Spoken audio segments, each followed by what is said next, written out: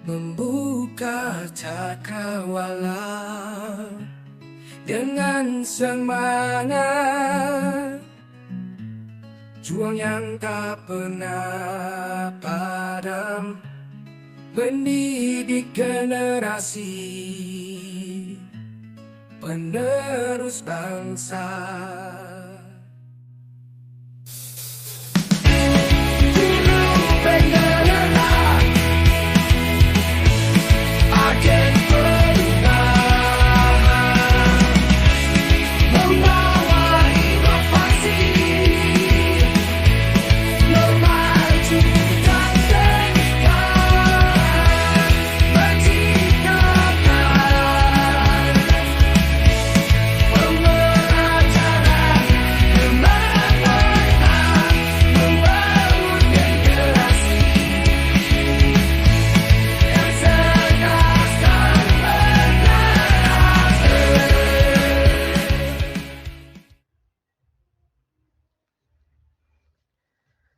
Assalamualaikum warahmatullahi wabarakatuh.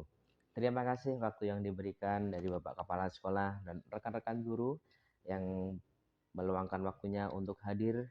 Saya di sini untuk berbagi ilmu tentang program Guru Penggerak, yaitu aksi nyata modul 1.4 tentang budaya positif. Berikut ini adalah profil dari calon guru penggerak angkatan 11, saya Nurkolis Majid dari SD Islamia yang akan mempresentasikan budaya positif untuk tugas dan hasil kerja atau hasil nyata dari modul 1.4. Di sini profil saya Nurkolis Majid sebagai calon guru penggerak. Kemudian di sini ada Bapak Panca Utama selaku pengajar praktik. Dan ada Bapak Saiful Rizal selaku fasilitator kelas saya. Kemudian masuk ke latar belakang. Dari latar belakang, budaya positif adalah bagian penting dari pengembangan profesional guru, khususnya bagi mereka yang menjadi guru penggerak. Modul ini mengajak kita untuk merenungkan kembali konsep disiplin dan menciptakan lingkungan belajar yang positif dan kondusif bagi semua peserta didik. Yang ini insya Allah akan kita terapkan di sekolah kita, bagaimana kita berbagi praktik baik dan kemudian budaya positif ini akan membudaya di sekolah kita. Kemudian selanjutnya pertanyaan yang melatar belakangi apa itu budaya positif? Budaya positif adalah suasana lingkungan belajar yang ditandai oleh satu, respect, saling menghargai antar sesama anggota komunitas belajar. Yang kedua, tanggung jawab. Setiap individu memiliki peran aktif dalam menjaga lingkungan belajar.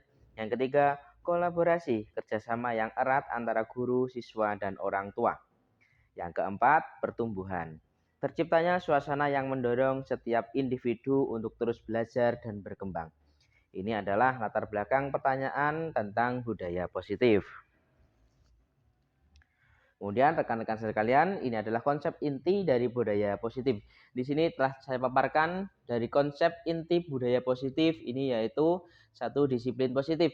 Berbeda dengan disiplin tradisional yang berfokus pada hukuman, disiplin positif lebih menekankan pada menemukan kebutuhan dasar siswa, mengembangkan keterampilan sosial, emosional, dan mengembangkan hubungan yang positif.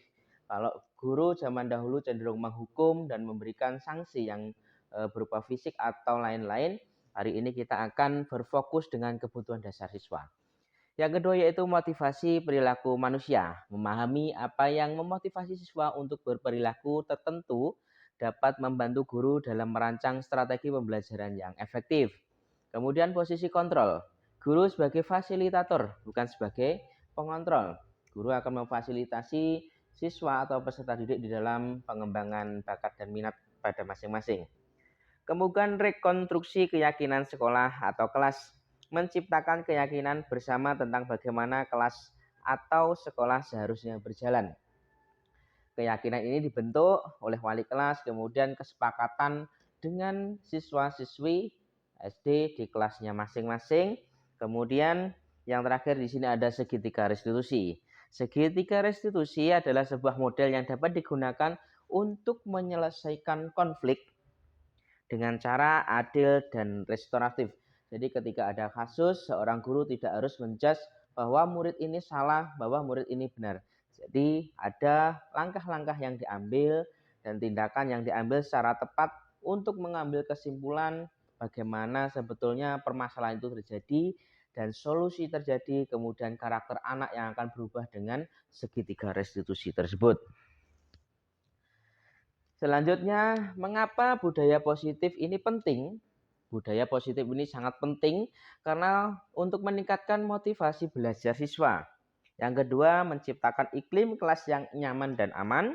Yang ketiga, menciptakan karakter siswa. Yang keempat, meningkatkan prestasi akademik siswa.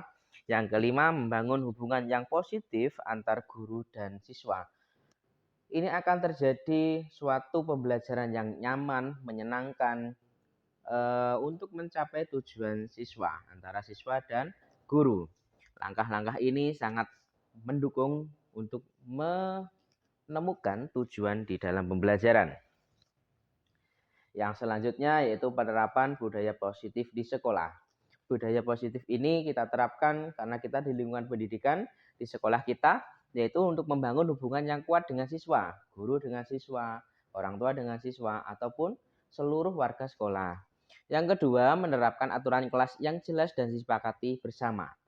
Jadi aturan itu dibuat jelas, tujuannya untuk positif dan kesepakatan bersama, dan bila ada yang melanggar nanti akan ada tindakan-tindakan khususnya. Yang ketiga, memberikan pujian dan mengakukan atas perilaku positif siswa. Pujian ini hal sederhana tapi sangat berpengaruh di dalam mental dan pembentukan karakter siswa. Kemudian, menggunakan strategi pembelajaran yang aktif dan menyenangkan. Yang kelima, melibatkan orang tua dalam menciptakan lingkungan belajar yang positif. Jadi, orang tua ini dilibatkan untuk peran di mana pendidikan itu dilakukan secara estafet. Kalau di sekolah kita guru sebagai pendidik, kemudian dilanjutkan orang tua ketika berada di rumah masing-masing. Selanjutnya yaitu langkah-langkah untuk membangun budaya positif. Langkah-langkahnya yang pertama, libatkan semua pihak, dari ajak guru, siswa, staf sekolah, dan orang tua untuk berpartisipasi dalam membangun budaya positif. Selanjutnya, buat visi bersama, kemudian tentukan visi bersama tentang sekolah yang ingin dicapai.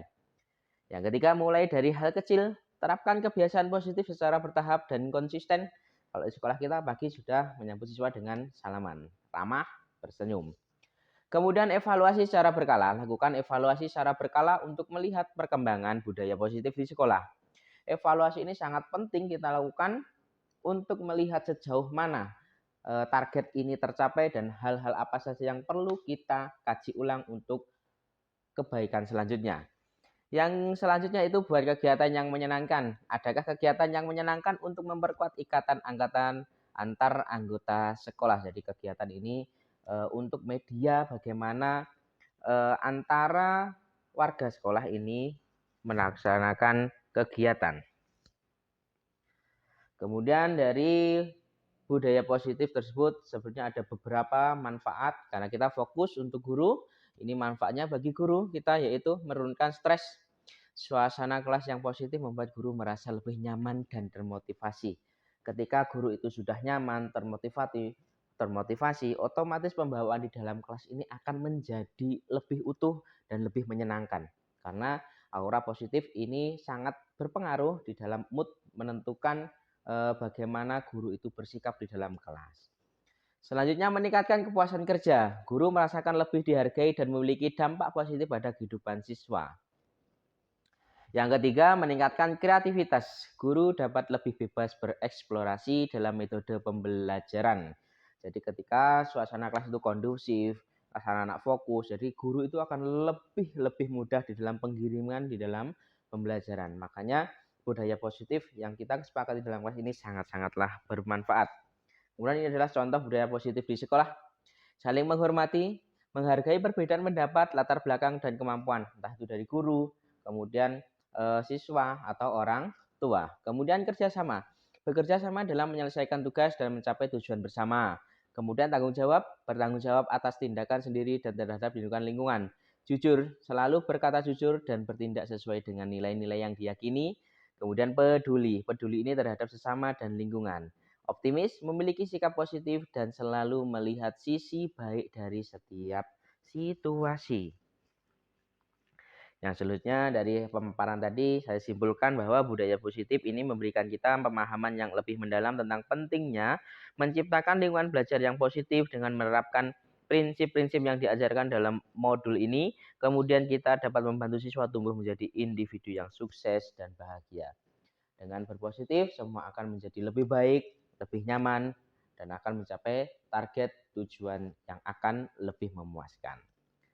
Untuk presentasi dari saya, terima kasih. Untuk kurang lebihnya saya mohon maaf. Terima kasih kesempatan yang telah diberikan. Wassalamualaikum warahmatullahi wabarakatuh.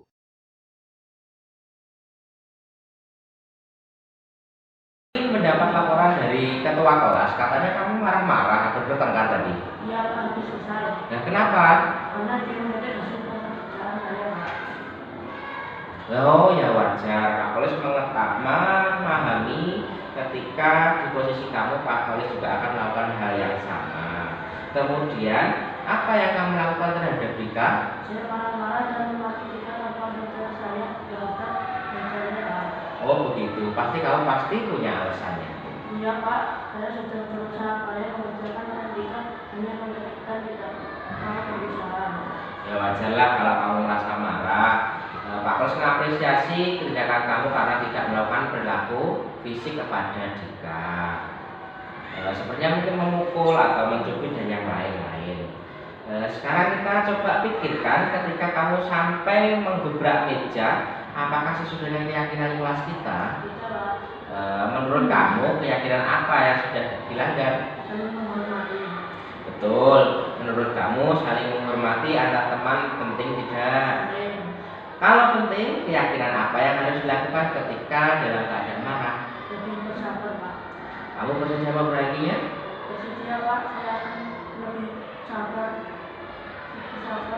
dan menahan amarah saya. Kalau ada teman saya yang menjaga, saya akan melapor kepada wali kelas atau guru mata pelajaran. Oke, terima kasih. Tetap semangat ya Mas Azam. Iya Pak. Jangan boleh kembali ke kelasnya.